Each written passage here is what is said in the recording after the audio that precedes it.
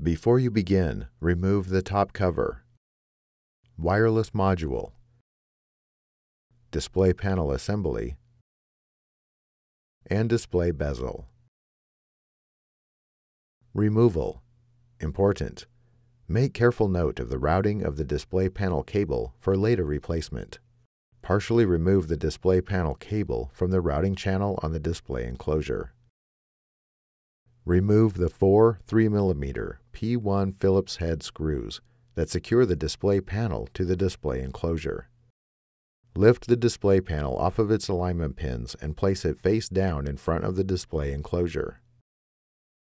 Caution: take care not to scratch the display panel screen.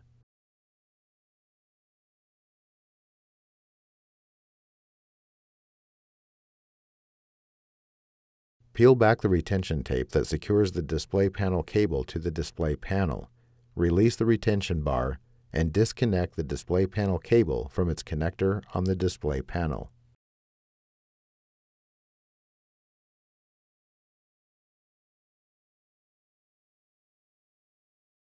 Remove the display panel. Reverse this procedure to install the display panel.